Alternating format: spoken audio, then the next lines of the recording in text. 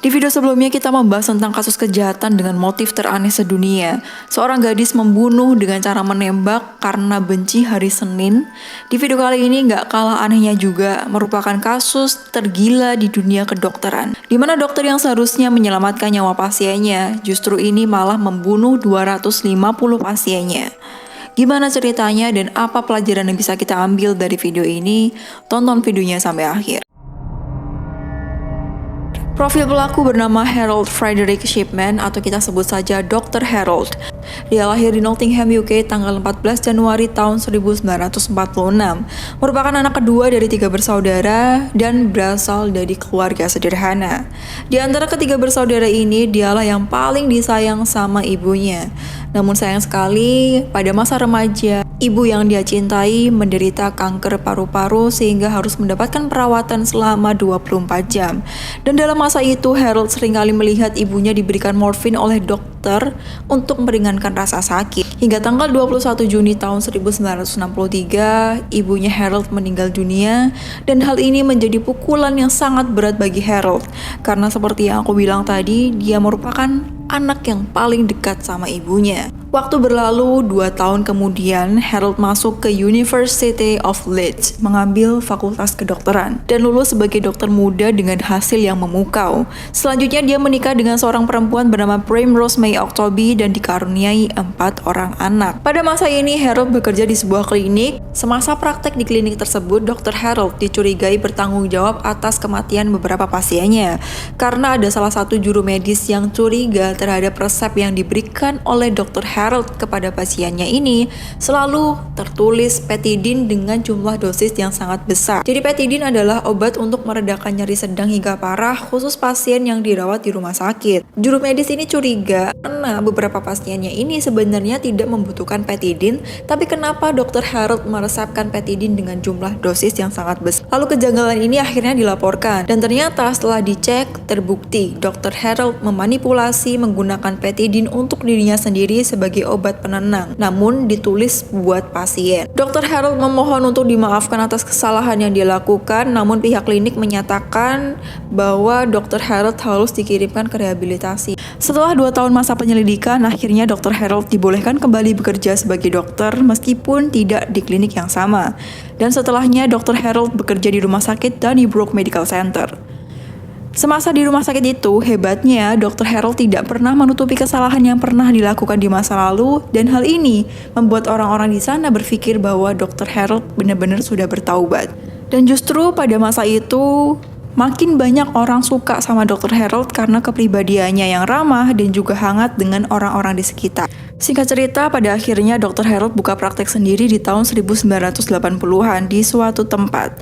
Jadi pada masa ini bisa dibilang nama dari Dr. Harold sudah bersih karena seperti yang aku bilang tadi, banyak orang yang suka karena kepribadiannya yang ramah. Singkat cerita, pada bulan Maret tahun 1988, ada seorang dokter bedah bernama Linda Reynolds yang merasa curiga dan merasa aneh terhadap angka kematian yang begitu tinggi pada pasien yang ditangani oleh Dr. Harold. Kecurigaan Dr. Linda makin parah ketika mendengar pendapat dari Alan Massey, seorang pengurus rumah duka di kota Hyde, Inggris.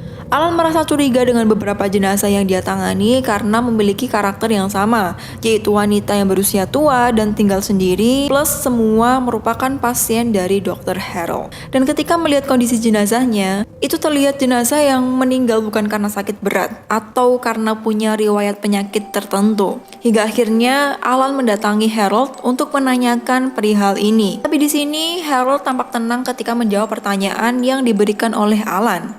Dia bilang bahwa kematian beberapa pasiennya itu merupakan kematian wajar karena sudah tua. Bahkan dengan tenang sekali, Harold juga menunjukkan sertifikat kematian beberapa pasiennya. Selain Dr. Linda, ternyata ada Dr. Susan yang sama-sama curiga terhadap beberapa kematian pasien Dr. Harold. Hingga akhirnya mereka diskusi bersama dengan dokter yang lain dan melaporkan hal ini kepada polisi. Namun karena belum ada bukti yang cukup untuk mengajukan tuntutan, akhirnya polisi menyimpulkan hal ini merupakan kematian yang wajar. Di tahun yang lain, lebih tepatnya di 1998, ada pasien yang meninggal secara mendadak. Pasien ini bernama Kathleen Grundy yang merupakan mantan wali kota daerah setempat. Putrinya bernama Angela Woodruff yang merasa aneh dengan kematian sang ibu karena menurutnya ibunya nggak ada riwayat penyakit apapun yang menyebabkan ibunya meninggal. Dan yang lebih anehnya lagi, ibunya tiba-tiba mewariskan 386.000 pounds atau kurang lebih 7 miliar rupiah untuk dokter pribadinya yang nggak lain dan nggak bukan adalah Dr. Harold. Atas kecurigaan ini, akhirnya Angela melakukan pemeriksaan terhadap surat warisan ibunya.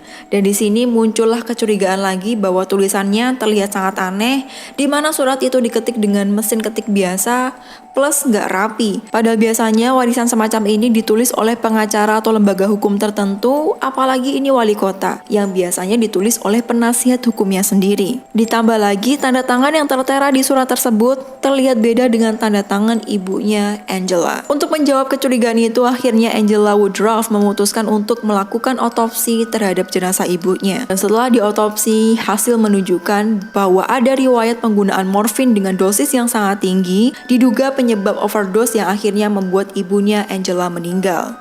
Padahal setelah dicek rekam medisnya, Kathleen bukanlah kondisi yang membutuhkan obat morfin. Dari hasil ini akhirnya polisi melakukan penggeledahan mendadak di tempat praktek Dr. Harold.